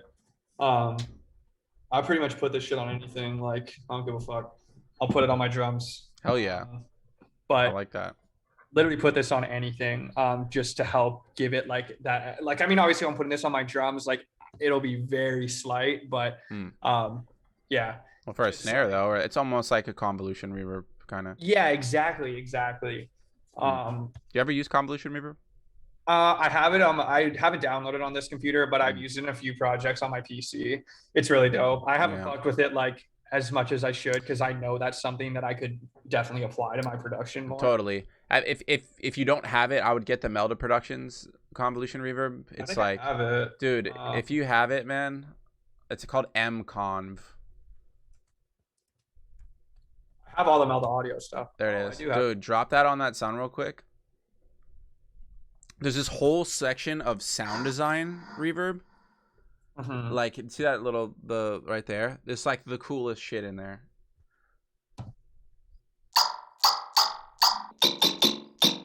Oh, this is dope. Dude, gold. Oh, this is dope. Fucking gold in there. How have I never used this before? I use this is definitely gonna so tight. Like, this is definitely getting rinsed, introduced into my production. Oh yeah. Yeah, that's sick. It's really good for like, yeah, dude, Melda is just the best. It's I discovered it when I was diving further into drum sound design, and I was trying to figure out ways to make like snare tails more interesting. Just like, you know, taking one, like, you know, you make a transient and then you make the body and then you make the tail all an operator, and then you can just put the convolution reverb on the tail and just run through those presets, and you get like just 40 different snares out of just shit, out of garbage. Damn, it's really awesome on this, because I love Melda. I've never used this before. Yeah, it is. Just use their saturator and frequency shifter. Yeah, I actually found out about the Melda fucking convolution reverb when I did my collab with Mr. Bill. And he had used it, and I was like, "This is the coolest thing I've never heard of." This, and I, of course, it's one of those plugins that you have, but like, are just tucked in somewhere that you just never know about. So yeah, totally, that's fire. Yeah. No, I'm 100% gonna gonna use that more. Oh yeah, that's super dope. Should we go into that other project you're talking about? Maybe we can do that at as an end here, and we'll answer some questions. And I don't want to keep it too long. Yeah, let's do that. Yeah, this one, it's gonna take me a second to open because it's a fatty. My dog is panting very hard and looking at me right now. Is it hot? I'm just overheating my house because something about pretty cold where you are. Pretty cold in Nashville right now. I mean, it's about as cold as it's ever been. It's like what is it? It's 16 degrees. So I don't know what that is in Celsius. Celsius, that would be like minus 10 or something like that, I think. Yeah. You know, for Nashville, that's like end of the world type temperature. 100%. I think it's actually snowing here again. I can't really see, but it's nothing for you. Yeah, but I can see how, like I said, I can see how it's bad for the people here because, like, when the fuck does this ever happen? I'm not gonna lie, I'm running out of groceries. I cannot drive to the grocery store. Dude, me and my girlfriend went to Target this morning because we had to get a few groceries, and like shelves were just cleared. Yeah. Yeah.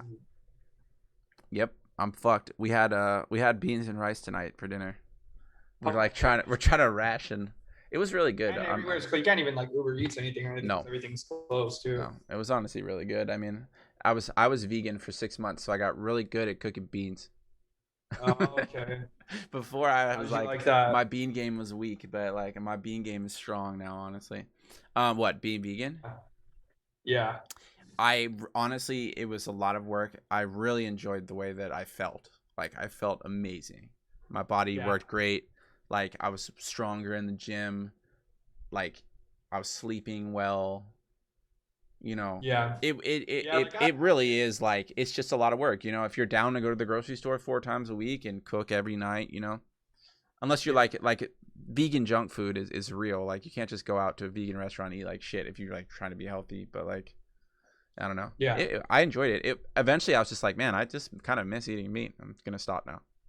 Yeah, I feel that. I personally, like, I have nothing against like veganism or like vegans or anything. I just personally could not do it. Like, it was more of like a test for me. I was just kind of bored, and I really like cooking. So I was like, you know what, I'm going to I got really good at cooking vegetables and beans. And I ate a lot of Beyond Beef. Honestly, I was like, I need to keep eating Beyond. The Beyond Beef is good if you never cooked it before. It's good. No, I've honestly, I don't think I've ever had like Beyond. It's good. It's good. The Impossible shit is whack. It's like the fast food version, but Beyond Beef is good. It tastes like a meat you've never had before. Okay, word. But yeah, and like, you know, coming across like the nose up snobby vegan community is so whack. I was like, ugh, I'm not vegan. I'm not telling anyone I'm vegan. I was like, this is awful. Yeah, it's so worse. That's the thing. It's like I don't have a problem with the concept itself. It's just like when you're throwing it in my face and like trying to force like your beliefs on me. I'll be honest, man, like when you've been vegan for a while, it's really hard not to tell people because it's such a fucking feat. It's like it's so hard to do. Yeah, and see, that's like, I don't think it's a problem with telling anybody, but it's when you're like trying to force people to like, like down, like you're trying. It's so toxic. I'm just like, it's unacceptable. Dude, like, just judging. Yeah. Just get out, totally. Dude. Why do you care what I eat? Yeah. Although it was nice as an animal lover to be like, yo, I haven't killed a cow in like 6 months. Totally. But the cows die either way is the reality. So. Yeah. I mean, you're not wrong. All right, let's get into this, John. Yeah. So let me look at the questions while we're doing this. Dr. Yushu wants to know when he gets the collab with you. And he said, haha, JK, how you get those Bit Crush subs?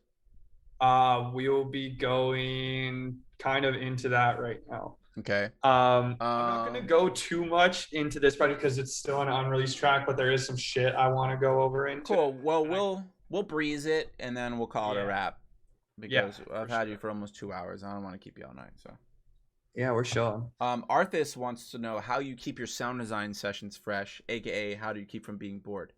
Also, how much for your sample pack?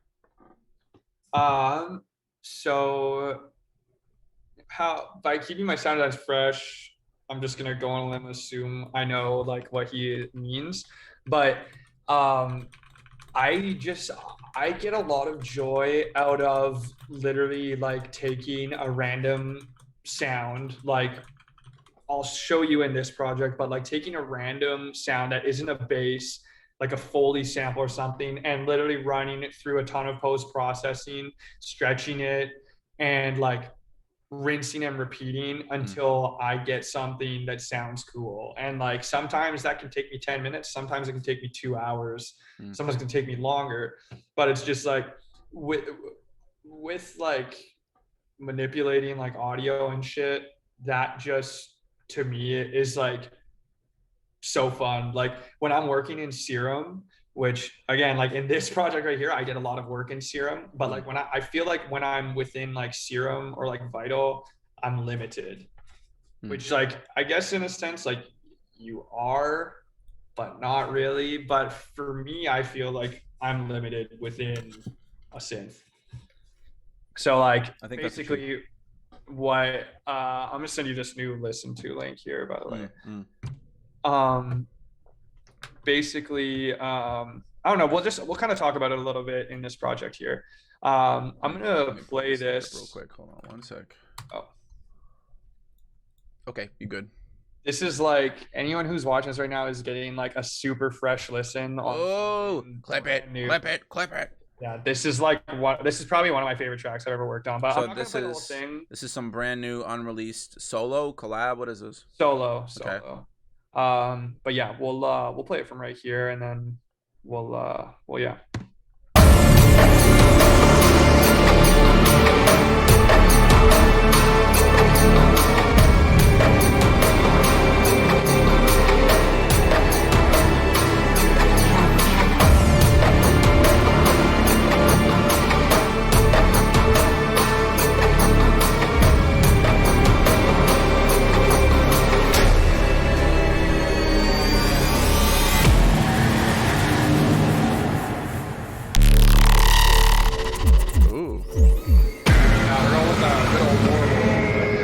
There it is.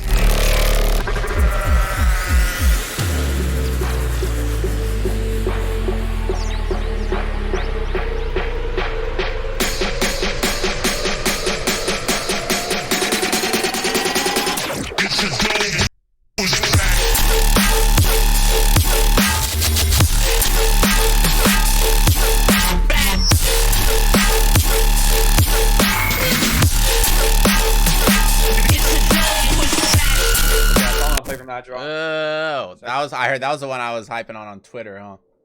Call the snare police. Yeah.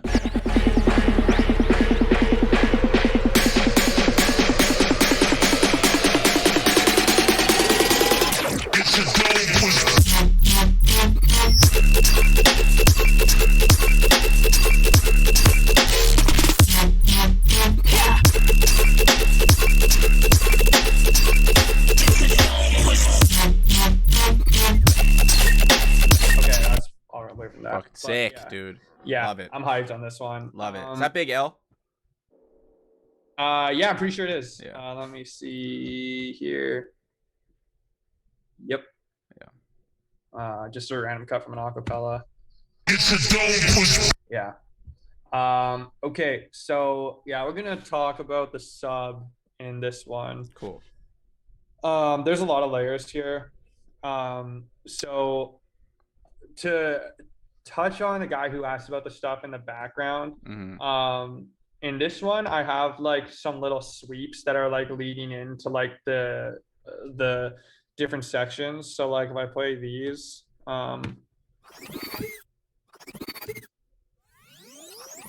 so like these are kind of playing after every 2 bars.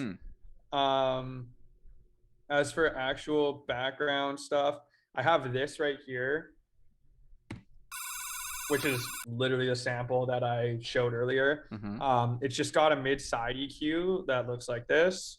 Then it has a Haas on it. Oh, the Haas actually is doing nothing, so it doesn't even need to be on there. But basically, this is like filling up some stereo space. That's the old company sides only.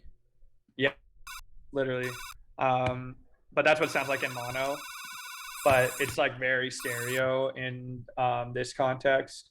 I I also have like a bunch of little random bass in here. This is a Automate bass from one of his sample packs, which isn't really doing much. And then I have this, which is just like this is like a cut. So this is like kind of what I'm talking about. Like I take like a little cut off like a sample, but basically like this is just frequency shifted down. What else do I got here? This is the main sound, which we'll go to in a sec. Sorry, this project is huge. I want to see that neuro bass. Yeah, we'll where is it? Like, sorry, nope. I'm lost in my own project here. It's somewhere around here. Okay, we'll get to that one, I promise. Is it this one? This isn't really neuro, but that's not the one. Where's I'm going in the percussion here. Let's go there. Yeah, so like I have this hat loop that I made. And then I also have this shaker loop. Cashmere shaker loop, straight up. All Didn't day. alter it. All day. Alter it. All week. If anyone wants to give me flack for it, I don't think anyone's gonna give you flack for using a cashmere shaker loop. Somebody on Twitter will. They wouldn't. But that's what I'm saying. Like like some people I know are like literally like I'll do lessons with people and like they'll literally be like scared to use samples, and I'm like, that is such a bad mindset to have. So I don't know like how the chat's feeling about that, but like if you think that way, like please don't. Like you should use the tools that you have and you should not be afraid to use them. Yeah. Doesn't matter what anyone says. Just don't rip sounds from other people's songs. That's not using samples. Okay, so the sub on this sound. So it's basically just, it's like a really simple patch, but where it's coming from is the amp. I'm also using the ring mod here to get the tone. So I also have a Combs filter on it as well, but I'm using the ring mod to really get that tone. And then we have, for the post-processing, we have the amp and the saturator, which are doing like a lot of the work. That's what's really giving it like crunch. You have the amp in mono? Yeah. Interesting. Okay. But I mean, we could put it on dual. It doesn't really make a difference. Yeah. Yeah. So and like this, so this is what I'm talking about. Like I kind of have some width on the sub because I put this rack on it here. This wider by Infected Mushroom. It's free plugin. It's basically like I think it's like some algorithm of like comb and all pass filters that it basically gives width to your sound, but it doesn't really cause any phasing. Like I haven't had any issues with phasing on it, but this is free and I rinse this a lot too for width. So it's really dope. I'd recommend it. It's just kind of like better than a Haas effect. Or just like it's the best tool I found for giving width to sounds. But yeah, so basically we have the amp here boosting the bass a little bit, bringing the mid down and boosting the treble. We have a disperser on it too. I have this Pro Q3 on it as well, which is just, I'm using like a dynamic EQ on like the peak of the sound. So like where it's getting that tone from the ring mod. Just trying to pull that out a little bit. Cause before I didn't have this on, then I sent it to one of my homies for feedback and he was like, you should try to pull that tone out a little bit. So Pro Q3 is like good for that kind of thing. Then we have an EQ right here as well, which is just taking a little bit out of the highs and then boosting that peak again as well. And then I'm boosting on the second band here. I'm boosting the low end just like a little bit. You can hear the difference. Like it's very subtle in like the actual low end. But it's just coming through, like it's coming through a lot harder with just like a very slight boost. So like I don't normally like suggest like boosting your low end really hard. I mean like in some cases it can sound good and it can work. But just be like very careful with it. Like you don't want to just like slam it or make it sound like shit. Like my rule of thumb is like if it starts like audibly sounding like shit, like then obviously don't do it, because I clip a lot of stuff in my mix. But if it's not like audibly like sounding like shit or like distorting, then I just say fuck it and I'll keep it clipping. Is the movement from the sound coming from the Autopan? No, it's coming from this LFO. So the LFO is on this, this, and yeah, there's like a bunch of filtering going on in here as well. Or not a bunch, there's a high pass filter right here. You got the texture? Yeah, these are from company. But yeah, that's pretty much it. So like I don't like I normally use like a dedicated sub, but in this case, like I don't know who in the chat like is familiar with like Adair. He's like one of my best friends. He's been like showing me some shit lately, and like this is like kind of something that he showed me that's super dope. And then I've been like practicing it and like trying my own applications with it, and like just like combining the amp with the sub from within Serum. You can just get some like really cool results on your sub and like just make it super fat. But yeah, I hope that like made sense. I tried to explain it as best I could. But that's like kind of like something that I did a little differently in this track, because like I said, I just like to try and do different shit like in different projects. But yeah, I know you wanted to see that neuro bass. Let's go down here. This one. These boys. Yeah, so this is basically just like a variation of the Sultan Reese. He has a tutorial of it on YouTube. I won't go through like the patch because it's very similar. But one trick that I've been using is I have this rack. It's like I just call it top mid. Let me show you. It's just a vocoder that doesn't affect the sub bass. And sometimes I'll stack like 3 or 4 of these vocoders on top of each other, and that's what like it. I don't know how to explain it. I'm just gonna turn it on and off. Yeah. It like basically it like I don't really know how to explain it. It just like defines the movement a lot more. Than because the vocoder just like kind of like tames it a little bit. But sometimes I'll stack like 4 or 5 of these on top of each other. Like we could stack some more and see how it sounds. Yeah, so we can even get some cool results there. The other thing too is using a notch filter. Yeah.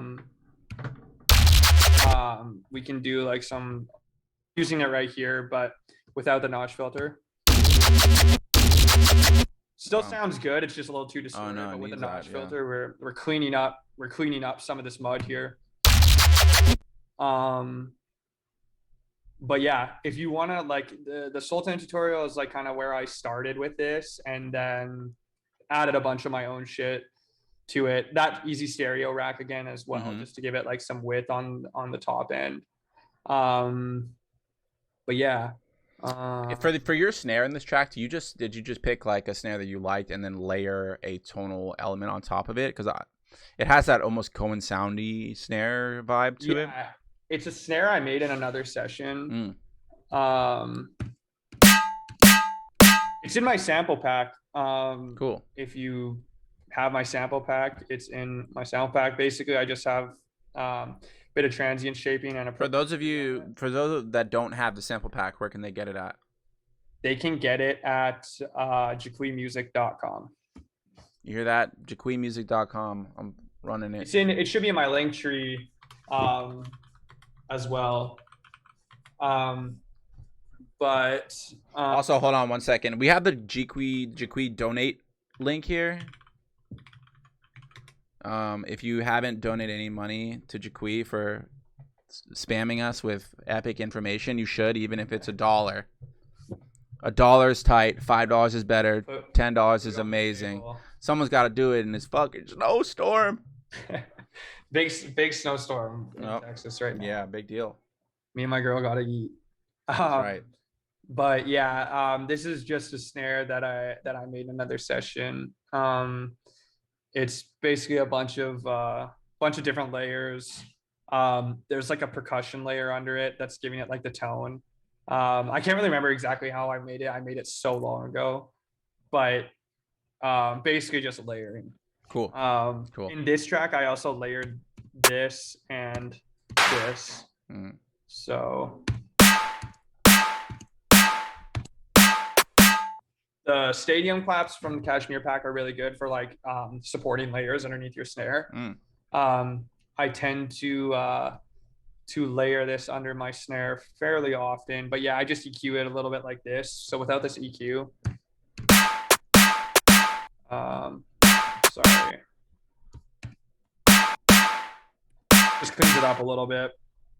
It's not too much, but yeah. Sweet. Yeah. And then yeah, that's pretty much it that I kind of wanted to touch on in this project. Was mostly the sub. There was also, yeah, that's actually pretty much it. That's all we. That's it. That's all we get. Kind of need to go through. Is there anything else? Like anyone has any questions before I like close this one off? Bing, bing, bing, bong. Nothing I see about this one specifically. We answered all the questions that have been in the chat. Someone wants to know advice on beard growth. Advice on beard growth. Honestly, this is new to me. Like, I didn't even know I could grow a beard before COVID. Then Same. Once COVID hit, I just gave up and I was like, fuck it.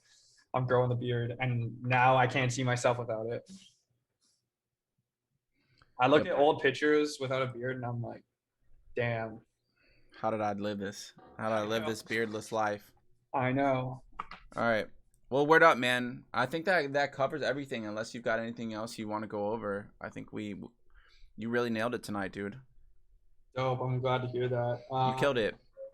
I don't really have like anything I want to go over.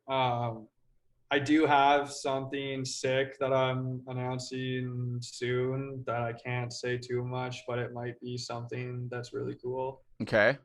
All right. I like that. Keep your eyes peeled on my socials this weekend because it's actually a huge announcement that I'm super hyped on. That's a big deal. I love that I don't know what you're talking about, but it's good news, and that's what we all need in this world. More good news from Jiqui. I'm banking on a Never Say Die EP or something. I can't say anything. Arthas thinks the same thing. Well, either way, I'm glad in these weird times that you still have good news rolling in, man. Yeah. I got some huge shit coming this year that I'm like insanely stoked on. Like like anyone who's in the chat, like thank you for like supporting me. Like this shit, like actually like last year, like as bad as COVID was, man, like this project like took off in ways that like I never would have anticipated. And like I'm super like blessed that I'm like actually like doing this as like my job now. Awesome. Which is like crazy. So you love to see it. Super thankful for everyone who has been super supportive lately, and it means so much to me.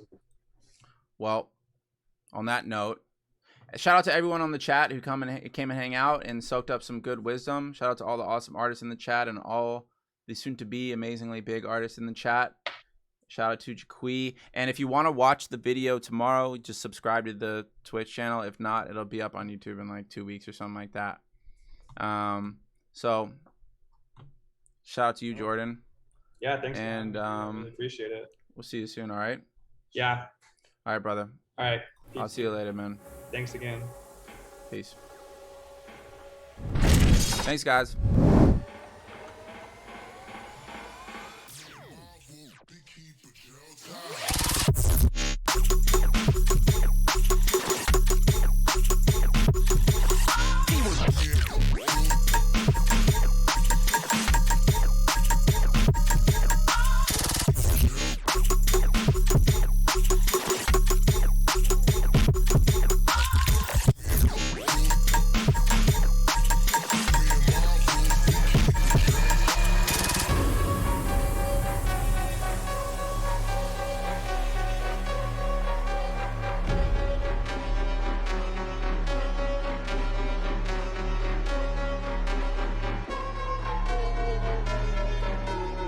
gonna go rate Deadbeats.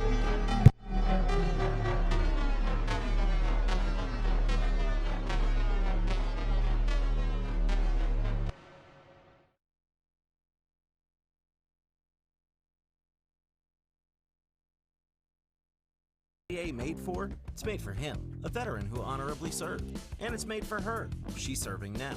We also made USAA for military spouses and their kids. Become a member. Get an insurance quote today.